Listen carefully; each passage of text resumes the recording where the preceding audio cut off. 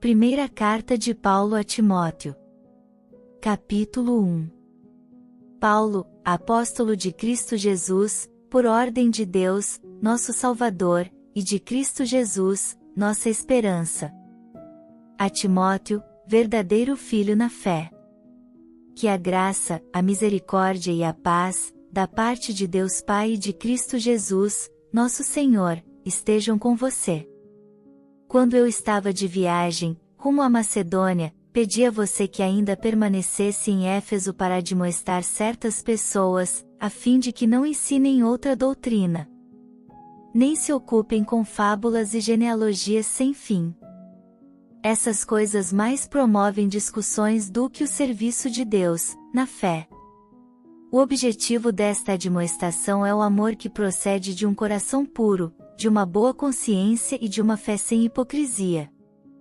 Algumas pessoas se desviaram destas coisas e se perderam em discussões inúteis, pretendendo passar por mestres da lei, não compreendendo, porém, nem o que dizem, nem os assuntos sobre os quais falam com tanta ousadia.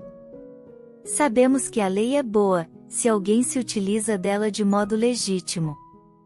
Tendo em vista que não se promulga a lei para quem é justo, mas para os transgressores e rebeldes, para os ímpios e pecadores, para os iníquos e profanos, para os que matam o pai ou a mãe, para os homicidas, para os que praticam a imoralidade, para os que se entregam a práticas homossexuais, para os sequestradores, para os mentirosos, para os que fazem juramento falso e para tudo o que se opõe à sã doutrina. Segundo o Evangelho da glória do Deus bendito, do qual fui encarregado. Dou graças a Cristo Jesus, nosso Senhor, que me fortaleceu e me considerou fiel, designando-me para o ministério. A mim, que, no passado, era blasfemo, perseguidor e insolente. Mas alcancei misericórdia, pois fiz isso na ignorância, na incredulidade. Transbordou, porém, a graça de nosso Senhor com a fé e o amor que há em Cristo Jesus. Esta palavra é fiel e digna de toda aceitação, que Cristo Jesus veio ao mundo para salvar os pecadores, dos quais eu sou o principal. Mas, por esta mesma razão, me foi concedida misericórdia, para que, em mim, que sou o principal pecador, Cristo Jesus pudesse mostrar a sua completa longanimidade, e eu servisse de modelo para todos os que hão de crer nele para a vida eterna. Assim, ao Rei eterno, imortal, invisível, Deus único, honra e glória para todos sempre. Amém. Esta é a admoestação que faço a você, meu filho Timóteo, segundo as profecias que anteriormente foram feitas a seu respeito, que, firmado nelas, você combata o bom combate, mantendo a fé e a boa consciência, porque alguns, tendo rejeitado a boa consciência, vieram a naufragar na fé. Entre esses estão Himeneu e Alexandre, os quais entreguei a Satanás para serem castigados, a fim de que aprendam a não blasfemar. Capítulo 2. Antes de tudo, peço que se façam súplicas, orações, intercessões e ações de graças em favor de todas as pessoas. Orem em favor dos reis e de todos os que exercem autoridade, para que vivamos vida mansa e tranquila, com toda piedade e respeito. Isto é bom e aceitável diante de Deus, nosso Salvador, que deseja que todos sejam salvos e cheguem ao pleno conhecimento da verdade. Porque há um só Deus e um só mediador entre Deus e a humanidade, Cristo Jesus, homem, que deu a si mesmo em resgate por todos, testemunho que se deve dar em tempos oportunos. Para isto fui designado pregador e apóstolo, afirmo a verdade, não minto, mestre dos gentios na fé e na verdade. Quero, pois, que os homens orem em todos os lugares, levantando mãos santas, sem ira e sem animosidade. Da mesma forma, que as mulheres, em traje decente, se enfeitem com modéstia e bom senso, não com tranças no cabelo, ouro, pérolas ou roupas caras. Porém com boas obras, como convém a mulheres que professam ser piedosas. A mulher aprenda em silêncio, com toda a submissão. E não permito que a mulher ensine, nem que exerça autoridade sobre o homem, e esteja, porém, em silêncio.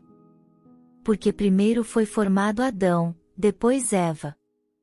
E Adão não foi iludido, mas a mulher, sendo enganada, caiu em transgressão. Mas ela será salva tendo filhos, se permanecer em fé, amor e santificação, com bom senso. Capítulo 3. Fiel é a palavra, se alguém deseja o episcopado, excelente obra almeja.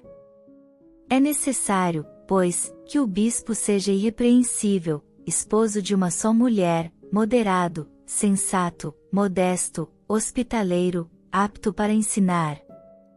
Não dado ao vinho, nem violento, porém cordial, inimigo de conflitos, não avarento. E que governe bem a própria casa, criando os filhos sob disciplina, com todo o respeito. Pois, se alguém não sabe governar a própria casa, como cuidará da Igreja de Deus? Que o bispo não seja recém-convertido, para não acontecer que fique cheio de orgulho e incorra na condenação do diabo. É necessário, também, que ele tenha bom testemunho dos de fora, a fim de não cair na desonra e no laço do diabo.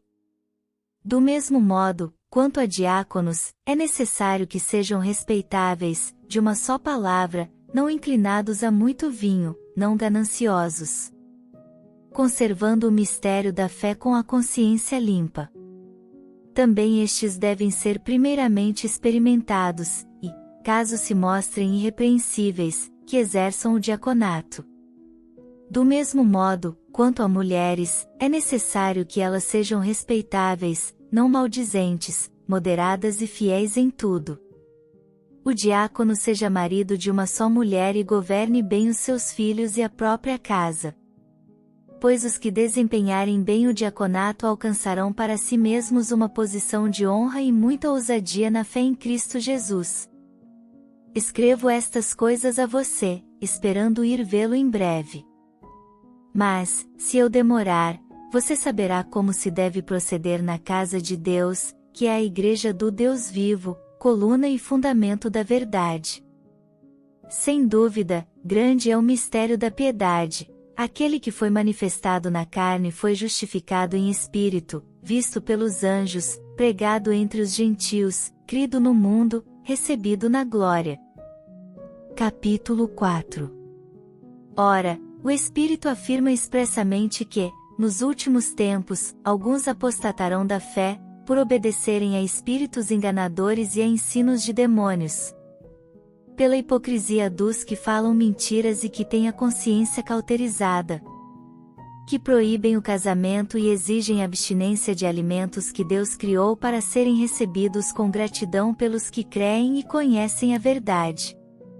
Pois tudo o que Deus criou é bom, e, se recebido com gratidão, nada é recusável. Porque é santificado pela palavra de Deus e pela oração. Expondo estas coisas aos irmãos, você será um bom ministro de Cristo Jesus, alimentado com as palavras da fé e da boa doutrina que você tem seguido. Mas rejeite as fábulas profanas e de velhas caducas.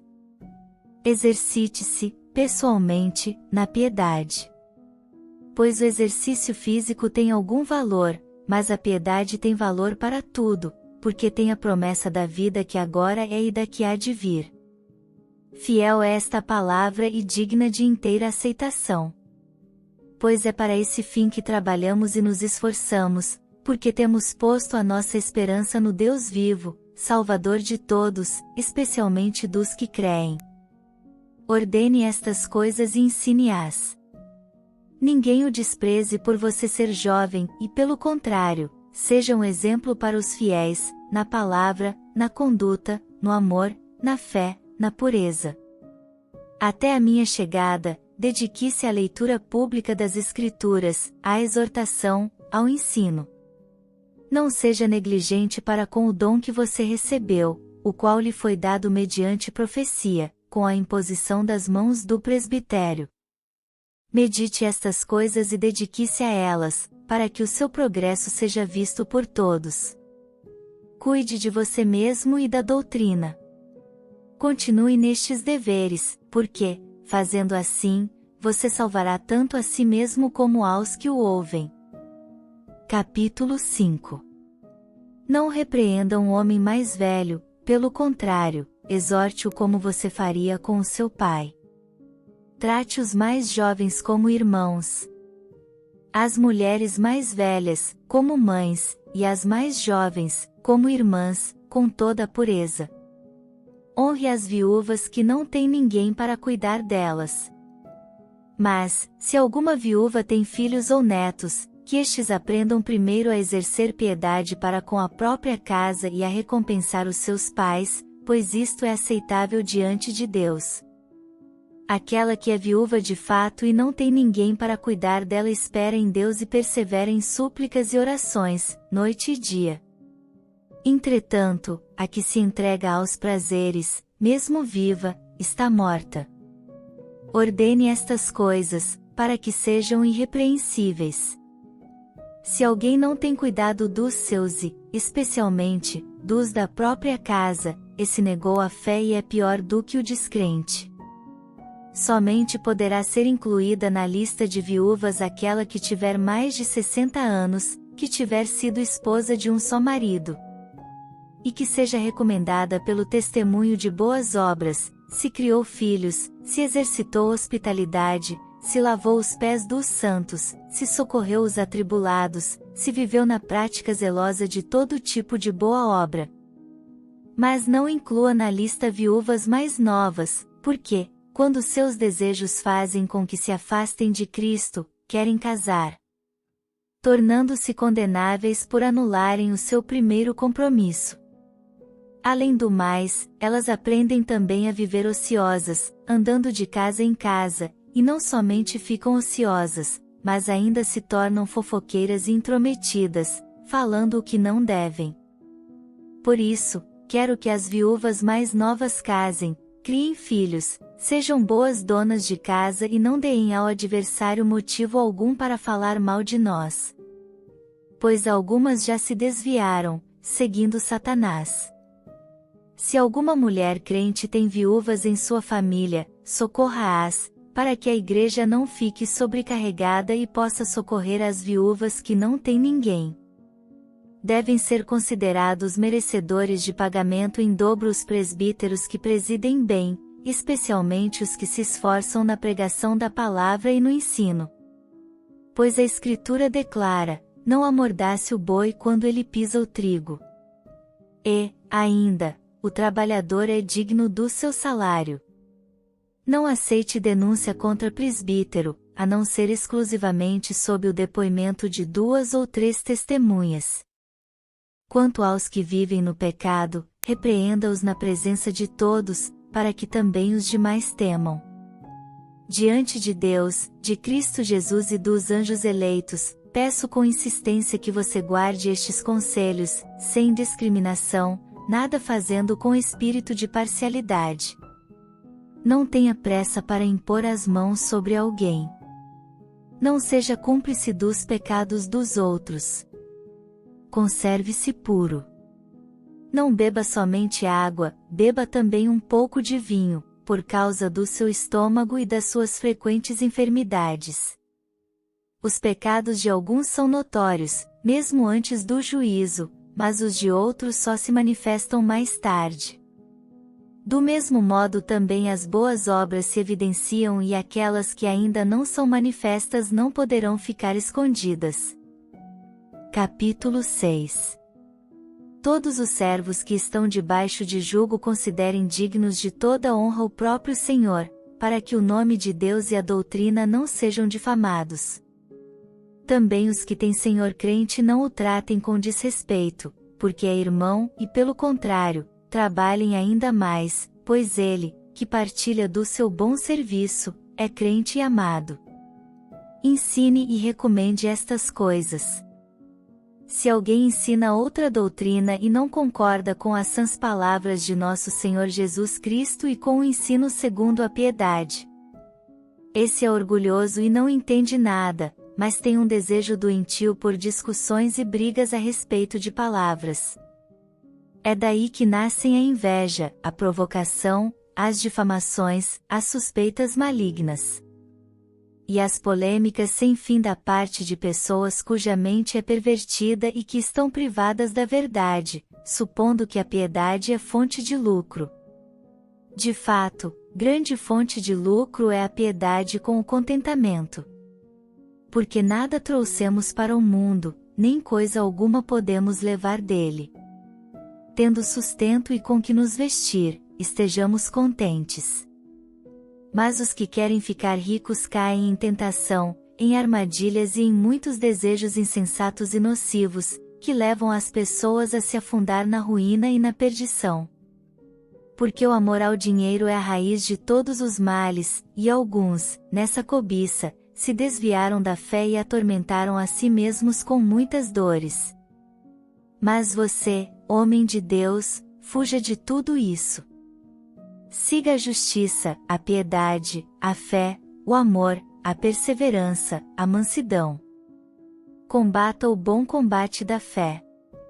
Tome posse da vida eterna, para a qual você também foi chamado e da qual fez a boa confissão diante de muitas testemunhas.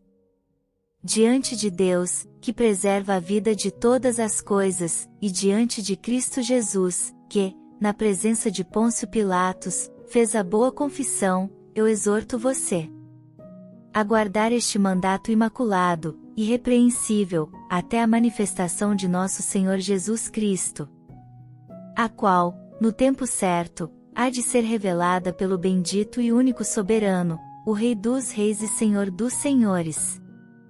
O único que possui imortalidade, que habita em luz inacessível, a quem ninguém jamais viu, nem é capaz de ver. A ele honra e poder eterno. Amém.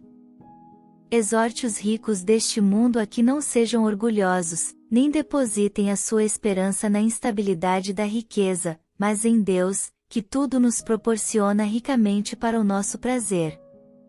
Que eles façam o bem, sejam ricos em boas obras, generosos em dar e prontos a repartir, ajuntando para si mesmos um tesouro que é sólido fundamento para o futuro, a fim de tomarem posse da verdadeira vida. E você, ó Timóteo, guarde o que lhe foi confiado, evitando os falatórios inúteis e profanos e as contradições daquilo que falsamente chamam de conhecimento. Pois alguns, professando-o, se desviaram da fé. A graça esteja com vocês.